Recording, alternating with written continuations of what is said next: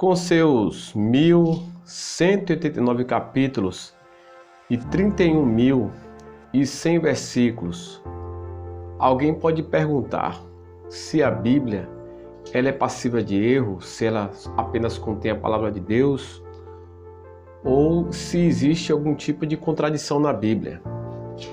Meu nome é Alan Nunes Silva e este é o canal Deixa que eu te falo.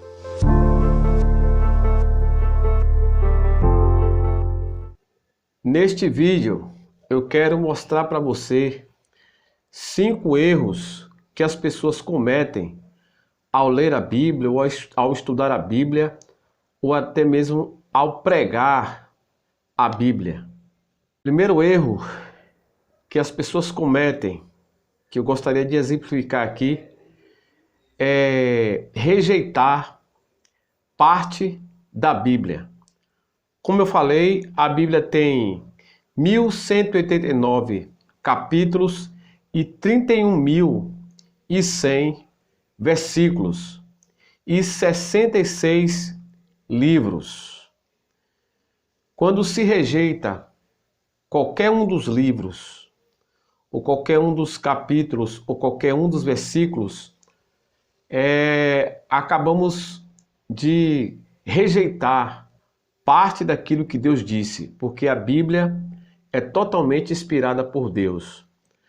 Há aqueles, por exemplo, que rejeitam aquelas passagens que condenam o seu pecado. Por exemplo, há movimentos que, para fazerem um evangelho, segundo eles, entre aspas, de inclusão, rejeitam todas as passagens que a Bíblia condena o homossexualismo, por exemplo.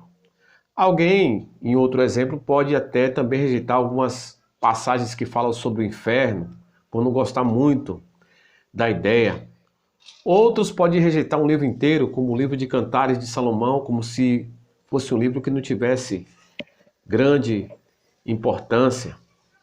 O certo é que Paulo disse que ele acreditava em tudo quanto estava escrito, e a gente precisa aderir cada um dos 66 livros, dos 1.189 capítulos e dos 31.100 versículos que existem na Bíblia Sagrada. O segundo erro comum, esse aqui é bastante forte, este erro, tem levado muitas pessoas à ruína, no sentido de interpretação da Bíblia, de interpretar muito mal a Bíblia, é quando se afirma, esse é o segundo erro, afirmar com certeza aquilo que a Bíblia não diz com clareza. Eu vou dar aqui 3 exemplos. Primeiro exemplo, aquelas testemunhas do Apocalipse. Eu já vi alguém afirmar que as 2 testemunhas são Moisés e Elias, porque,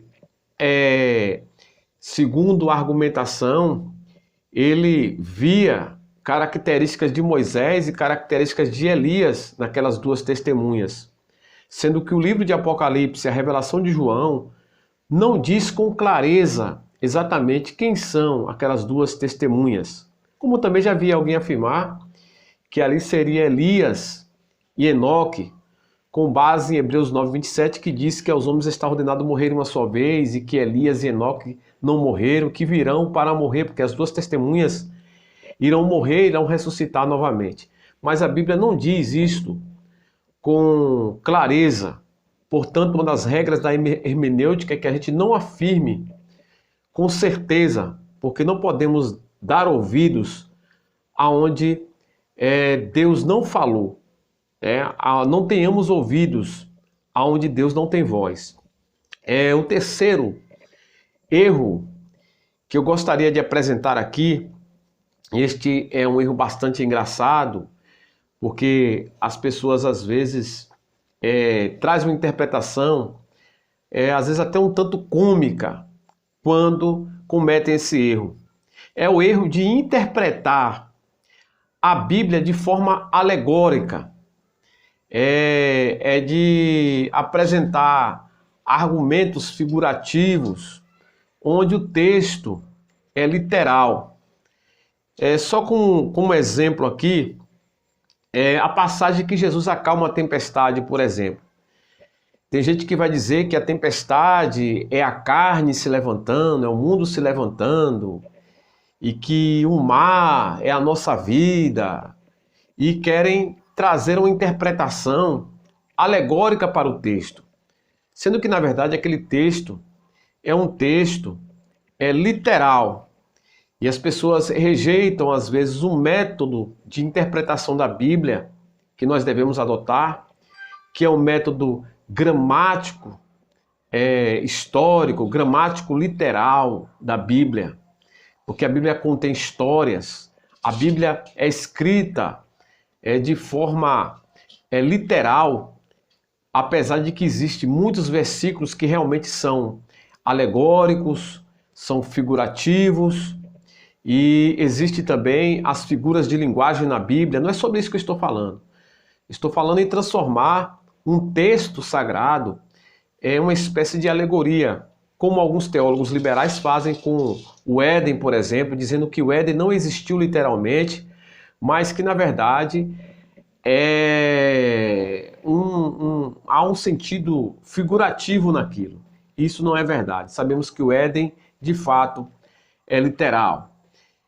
O quarto erro que eu queria apresentar aqui, a gente não vai se prolongar muito nos exemplos, porque o vídeo ele não pode ser muito prolongado. Não é a intenção a gente prolongar bastante. Então, estaremos desfechando esse vídeo. Mas eu quero pedir aqui no meio desse vídeo que você se inscreva em nosso canal para nos ajudar. Mas o quarto erro é que as pessoas que não se dão conta de que deva interpretar a Bíblia de uma maneira coerente, respeitando as regras de interpretação, isolar o texto do contexto. Há quem diga, e isso é dito e redito várias vezes, que aquele que usa um texto sem contexto comete um pretexto, ou gera um pretexto para se criar uma heresia. Por exemplo, em João capítulo 8, a gente vê muito as pessoas enfatizando que Jesus disse àquela mulher adúltera, aonde estão os teus acusadores? Né? E ela diz, ele pergunta, ninguém te condena? E ela diz, não, Senhor, ninguém me condena. E ele diz, eu também não te condeno, vai, né? Lá no final ele vai dizer, vai, não peques mais. Mas alguém, às vezes, só dá ênfase à primeira parte e essa última parte ele omite, querendo criar uma espécie de defesa com relação a quem não tem compromisso com Deus e que vive uma vida de pecado. É como em Romanos capítulo de número 8, alguém diz, nenhuma condenação há para aqueles que estão em Cristo Jesus, mas dá ênfase a essa parte e esquece de prosseguir a passagem, e na continuidade do texto vai dizer que é aqueles que não andam segundo a carne, certo? Mas andam segundo o Espírito. Então esse complemento é necessário, porque é parte do texto, é parte do contexto. Então, para interpretarmos a Bíblia, é necessário considerarmos versículos que vêm antes daquele texto e versículos que vêm depois do texto. Quando não fazemos isso, cometemos o maior desastre. Esse exemplo que eu falei aqui é o mínimo possível. E o quinto e último erro que as pessoas cometem, muitas delas, a interpretar a Bíblia, é o erro de criar doutrina a partir de uma passagem apenas ou de um versículo apenas da Bíblia.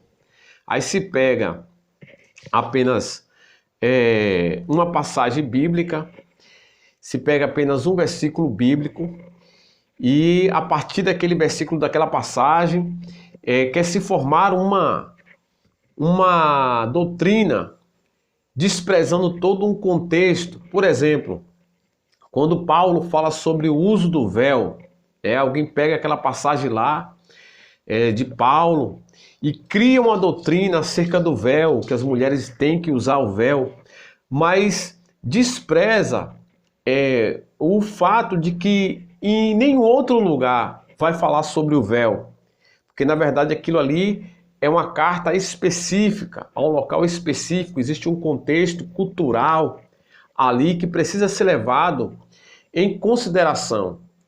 E as pessoas apenas pegam aquele versículo e aplicam como se fosse uma doutrina.